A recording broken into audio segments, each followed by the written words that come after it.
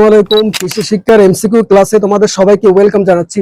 মাত্র 40টি এমসিকিউ পড়লেই তুমি নিশ্চিত 20 থেকে 25টা এমসিকিউ একেবারে সরাসরি কমন পাবে। ঠিক আছে, মাত্র 40টা। এই 40টা শুধু এমসিকিউ না, 40টা টাইপ। ঠিক আছে, অর্থাৎ এই নিয়মে প্রতি বছর বারবার একই বোর্ডে বারবার রিপিট হচ্ছে। ঠিক আছে, সো মোস্ট গুরুত্বপূর্ণ আজকের ভিডিওটা। সো আমি তোমাদেরকে বলবো যে কৃষি শিক্ষা অবহেলা না করে, ঠিক আছে, এই বছরের কোর্সের এমনিতেই একটু ক্রিটিক্যাল হচ্ছে। ঠিক আছে, কখন কি দেওয়া যায় এটা তুমি বলতে পারবে না, আমিও বলতে পারবো না। ঠিক আছে, এই জন্য আমি বলবো যে সারা বছর তো তেমন একটা পড়া হয় না, তো পরীক্ষার শেষ মুহূর্তে তুমি একটু পড়ো। ঠিক আছে, বিশেষ করে আমার এই 40টি প্লাস এমসিকিউ তুমি একবার হইলেও দেখে যাই, তোমার কাজে লাগবে। ঠিক আছে, সরাসরি কমন পাবা। তুমি যদি মোটামুটি এমসিকিউতে 20 প্লাস যদি সঠিক অ্যান্সার করতে পারো, হ্যাঁ, আর যদি সিকিউ বা এসকিউ এগুলো যদি ভালোভাবে করতে পারো, মোটামুটি এ প্লাস নিশ্চিত তোমার। ঠিক আছে, তোমার এ প্লাস কনফার্ম করতেই হবে, কারণ তোমার কৃষি শিক্ষা থেকে কৃষি শিক্ষার যে মার্ক আছে ওই মার্ক থেকে তোমার বাকি যে সাবজেক্ট গুলো ওইখানে তোমার এই কৃষি শিক্ষার মার্কটা তোমার কি হবে, অ্যাড করা হবে। ঠিক আছে, ওইখানে ধরো তুমি যদি এ মাইনাস পাও, ঠিক আছে, সেই ক্ষেত্রে তোমার এইখান থেকে মার্ক নিয়ে ওইখানে এ প্লাস করা হয়, এটা তো সবাই জানো। এই জন্য এ প্লাস পাওয়াটা খুবই গুরুত্বপূর্ণ। আই হোপ বুঝতে পেরেছো। সো এই যে 40টা এমসিকিউ দেখো, এইগুলো যদি পড়ো নিশ্চিত, ঠিক আছে, 22 থেকে 25টা এমসিকিউ তুমি কমন পাবে সরাসরি। এই যে 1 নম্বর এমসিকিউটা তোমরা দেখতেছো যে নিম্ন তাপমাত্রায় কুয়াশাচ্ছন্ন ও মেঘলা আকাশে অবস্থায় আলুতে কোন রোগ বেশি দেখা যায়। ঠিক আছে, আলুতে কোন রোগ বেশি দেখা যায়, এই এমসিকিউটা কোন কোন বোর্ডে আসছে একটু দেখাই দিই তোমাদেরকে। দিনাজপুর বোর্ড 24-এ আসছে, তারপর রাজশাহী বোর্ড 23-এ আসছে, Dhaka board, Rajshahi board, Barishal board, Jessore board, Comilla board, Chittagong board, Sylhet board, Mymensingh board 22-এ আসছে। বুঝতে পারছো, মানে বারবার রিপিট হয়, একই এমসিকিউ বারবার রিপিট হয়, একই এমসিকিউ বারবার রিপিট হচ্ছে। বুঝতে পেরেছো, একই এমসিকিউ বারবার রিপিট হচ্ছে। তো মোস্ট গুরুত্বপূর্ণ এইগুলো একেবারে জাস্ট একবার একটু দেখে রাখবা, দেখবা যে তোমরা এবারও এই এমসিকিউটা আসবে পরীক্ষায়, আমি বলে দিলাম এবারও আসবে। ঠিক আছে, আমি এই যে স্টার দিয়ে দিলাম, 3 স্টার আসবে। তাহলে এটা কোনটা হবে বলতো, যে লেট ব্লাইট রোগ নাকি উইল্ট রোগ? এটা হবে হচ্ছে লেট ব্লাইট রোগ। এই যে এইটা হবে, একটু পয়রা নিও, জাস্ট মোস্ট গুরুত্বপূর্ণ। তুমি নিজেই দেখো কতগুলো বোর্ডে আসছে। 2 নম্বরটা দেখো, বীজ আলু শোধন করতে 3 লিটার পানিতে কত গ্রাম বোরিক অ্যাসিড মিশাতে হবে। আচ্ছা আচ্ছা, এখানে বলছে যে 3 লিটার পানিতে কত গ্রাম বারিক অ্যাসিড বা বোরিক অ্যাসিড কি করতে হবে, মেশাতে হবে। ওরা অপশনে দিচ্ছে 30, তারপর হচ্ছে 120, তারপর হচ্ছে 90। আচ্ছা, এখন কথা হচ্ছে যে এই ধরনের এমসিকিউ আসলে তোমরা ম্যাক্সিমাম স্টুডেন্ট পারো না, কারণ কি তোমাদের এইগুলো নিয়ম জানা নাই বা তোমরা পড়ো না। এখন এই এমসিকিউটা তুমি যদি পড়ে যাও, এটা তুমি এসকিউ তেও কাজে লাগাইতে পারবা, তুমি সিকিউ তেও কাজে লাগাইতে পারবা। বুঝতে পারছো, আর এমসিকিউ তো মাস্ট তোমার লাগবেই। আচ্ছা, তাহলে দেখো এখানে বলছে যে 3 লিটার। এখন আমাদের একটা জিনিস মনে রাখতে হবে যে 1 লিটার, ঠিক আছে, 1 লিটার সমান তোমার কত বলো তো? তাহলে 1 লিটার সমান তোমার কত বলো? 30 গ্রাম। ঠিক আছে, এটা হচ্ছে 1 লিটার সমান। তাহলে ওরা কত লিটার বলছে বলো তো? 3 লিটার বলছে। ঠিক আছে, তাহলে এই যে 3 লিটার সমান তোমার কত হবে বলো তো? 3 × 90 হবে। কত হবে বলো? 3 × 90 গ্রাম হবে। আই হোপ বুঝতে পেরেছো। অর্থাৎ মূল কথা হচ্ছে তোমার হচ্ছে এই যে 3 দিয়া জাস্ট এই 30 রে কি করবা, গুণ করে দিবা, তাহলে দেখবা 3 × 90 আসছে। ঠিক আছে, জাস্ট এই হচ্ছে নিয়ম। তাহলে 1 লিটার সমান তোমার কত বলো তো? 30 গ্রাম। তাহলে 3 লিটার সমান কত হচ্ছে?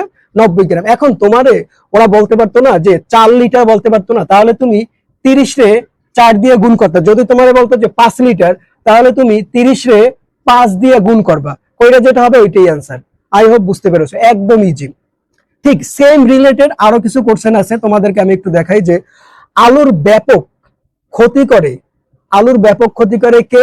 আলুর মোড়ক। মনে রাখো, আলুর ব্যাপক ক্ষতি করে কে? আলুর মোড়ক। ঠিক আছে, একটু ভালোভাবে দেখো এই এমসিকিউটা কোন কোন বোর্ডে আছে আমি একটু দেখাই দিই। চট্টগ্রাম বোর্ড 24-এ, যশোর বোর্ড 23-এ, দিনাজপুর বোর্ড 22-এ, সকল বোর্ড 16-তে। ঠিক আছে, তাহলে আলুর ব্যাপক ক্ষতি করে কোনটি? আলুর মোড়ক, মাথায় রেখো।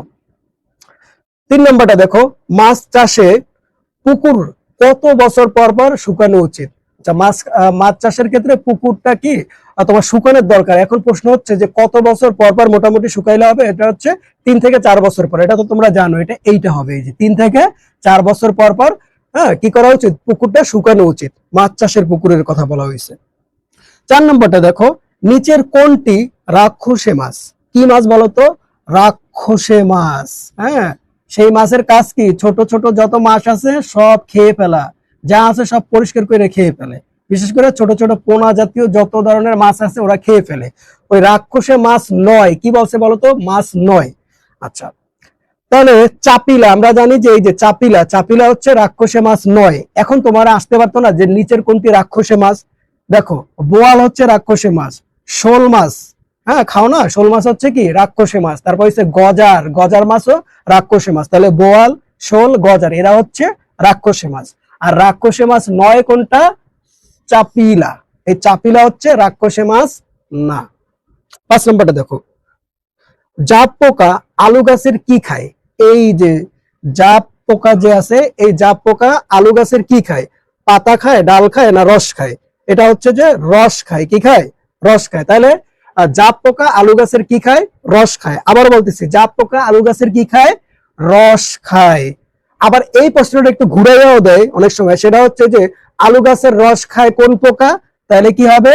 জাপ পোকা। আলু গাছের রস খায় কোন পোকা? জাপ পোকা। সেম রিলেটেড আরো কিছু কোশ্চেন আছে যেগুলো গুরুত্বপূর্ণ আসে, ওইগুলো আমি দিয়ে দিচ্ছি। যে কোন ফসলের ক্ষেত্রে হামপুলিং করা হয়? এটা হচ্ছে আলু।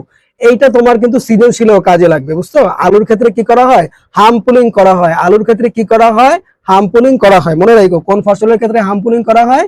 আলুর ক্ষেত্রে হামপুলিং করা হয়। সৃজনশীলে ক নাম্বারে কিন্তু আসে, অনেক সময় খ নাম্বারও একটু ব্যাখ্যা দিয়ে আসে, মাথায় রেখো।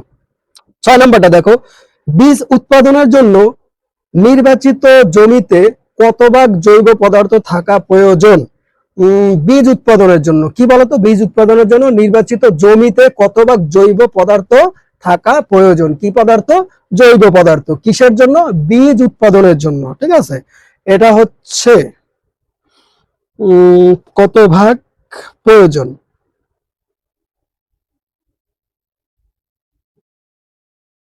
এটা হচ্ছে এইটা হবে। ঠিক আছে, 2% প্রয়োজন। ঠিক আছে, 2% প্রয়োজন, জাস্ট 2%। ওকে, 7 নম্বরটা দেখো, নিচের কোনটি কোনটি পাতার সাহায্যে বংশ বিস্তার করে? আচ্ছা, এই এমসিকিউটা তোমরা একটু মিলাই দেখো। ঠিক আছে, এটা একটু মিলাই দেখো, এটা নিয়ে একটু কনফিউশন আছে। এটা হচ্ছে আমাদের জানা মতে 2%। ঠিক আছে, 7 নম্বরটা একটু দেখো, নিচের কোনটি কোনটি পাতার সাহায্যে বংশ বিস্তার করে? তাহলে পাতার সাহায্যে বংশ বিস্তার করে এমন কে আছে? কোনটি মানে কোন গাছ বা কোনটি পাতার সাহায্যে বংশ বিস্তার করে? রসুন, কচু, নাকি পাথরকুচি? এটা হবে পাথরকুচি। কি করে? পাতার সাহায্যে বংশ বিস্তার করে। পাথরকুচি কি করে? পাতার সাহায্যে বংশ বিস্তার করে। 8 নম্বরটা দেখো, ইউরিয়া মোলালেস ব্লক তৈরির উপকরণ হলো? কি তৈরির বলতো? ব্লক তৈরির উপকরণ হলো গমের ভুসি, নাকি ঝোলা গুড়, আর হচ্ছে ছোলা। তাহলে কি হবে? ছোলা এটা হবে না। ঠিক আছে, তাহলে এই যে ঝোলা গুড় হবে, তারপর হচ্ছে গমের ভুসি হবে। এটা কোন কোন ক্ষেত্রে? ইউরিয়া মোলাসেস ব্লক তৈরির উপকরণ হলো গমের ভুসি আর হচ্ছে ঝোলা গুড়। মনে রাখো, গমের ভুসি আর হচ্ছে ঝোলা গুড়। 9 নম্বরটা দেখো, উদ্ভিদ ভোজী মাছ হলো উদ্ভিদ। উদ্ভিদ মানে কি বলো? ওই যে গাছ জাতীয় ছোট ছোট যেগুলো আছে, উদ্ভিদ ভোজী যেগুলো কি করে? উদ্ভিদ জাতীয় ছোট ছোট গাছ বা শ্যাওলা জাতীয় যে গাছগুলো আছে ওইগুলো খায় বা খেয়ে থাকে। এগুলা কারা? রুই, নাকি গ্লাস কাপ, নাকি সরপুটি? এটা কি হবে বলো? গ্লাস কাপ হবে আর হচ্ছে সরপুটি। তবে রুই মাছে কিন্তু উদ্ভিদ ভোজী নয়। তোমাদের এই প্রশ্নটা আসতে পারে না যে কোনটি উদ্ভিদ ভোজী নয়? তাহলে হবে রুই মাছ উদ্ভিদ ভোজী নয়। হ্যাঁ, রুই মাছ। আর যদি বলে উদ্ভিদ ভোজী মানে উদ্ভিদ খায়, কারা কারা খায়? হ্যাঁ, গ্লাস কাপ আর হচ্ছে সরপুটি, এরা কি খায়? উদ্ভিদ খায়। পানিতে দেখো না ছোট গাছের মতো বা শ্যাওলা জাতীয় অনেক ধরনের গাছ থাকে, ওরা কি খায়? মানে ওইসব উদ্ভিদ খায় কারা, মানে ওইসব গাছ খায় কারা? গ্লাস কাপ আর হচ্ছে সরপুটি। 10 নম্বরটা, মাছের খাদ্য ও পুষ্টি চাহিদা নির্ভর করে কিসের উপর? মাছের প্রজাতি, মাছের আকার, নাকি পুকুরের আকারের উপর? এটা হবে হচ্ছে মাছের প্রজাতি, এইটা হবে মাছের আকার। তবে পুকুরের আকারের উপর হবে না। বুঝতে পারছো? মাছের খাদ্য ও পুষ্টি চাহিদা নির্ভর করে মাছের প্রজাতি, মাছের আকার। মাছের প্রজাতি, মাছের আকার, পুষ্টির পুকুরের আকার। পুকুরের আকার দিয়ে আবার কি হবে? পুকুরের আকার কোনো কামের নাকি? পুকুরের আকার বড় হইতে পারে, ছোট হইতে পারে, ওটা পুকুরের পার্সোনাল ব্যাপার, ওখানে মাছের কোনো কিছু দরকার আছে। 11 নম্বর দেখো, গ্রাস কাপ ও সরপুটি খায় কি খায়, খুদে পানা নাকি হেলেঞ্চা নাকি জৈব পদার্থ? তারা তো জৈব পদার্থ খায় না, ওই যে আগে পড়ে আসছো না হেলেঞ্চা, এটা তারা খায়, আর হচ্ছে খুদে পানা এগুলাও তারা খায়। সেম রিলেটেড আরেকটা কোশ্চেন, যে মাছকে খাবার দিতে হবে সকাল ও বিকাল, তাহলে মাছকে কখন খাবার দিতে হবে, সকাল ও বিকাল, সৃজনশীলে কিন্তু কাজে লাগবে। মাছকে কখন খাবার দিতে হবে, সকাল ও বিকাল। এখন তোমার যদি বলে যে চিংড়ি মাছকে কখন খাবার দিতে হবে, চিংড়ি মাছকে কিন্তু রাতে খাবার দিতে হয়, এটা একটু মাথায় রেখো, চিংড়ি মাছের ক্ষেত্রে কিন্তু রাত কথাটাও হবে, তাহলে চিংড়ি মাছকে কিন্তু রাতে খাবার দিতে হয়, মানে চিংড়ি মাছ কিন্তু রাতেও খাবার খায়, মনে রেখো। সেম রিলেটেড কোশ্চেন আসতে পারে। 12 নম্বরটা দেখো, মাছের খাদ্য, আচ্ছা খরচ কম হয় কখন, মাছের খাদ্য কম লাগে বা খরচটা কম হয়, সেটা কোন সময়, সেটা হচ্ছে বর্ষাকাল নাকি গ্রীষ্মকাল না শীতকাল, হবে হচ্ছে শীতকাল। শীতকালে মাছ কম খাদ্য খায়, এই জন্য খাদ্য কম খরচ হয়। আই হোপ বুঝতে পেরেছো। সেম রিলেটেড আরেকটা কোশ্চেন আছে, সেটা হচ্ছে শুদ্ধ অ্যালজিতে শতকরা কত ভাগ শর্করা থাকে?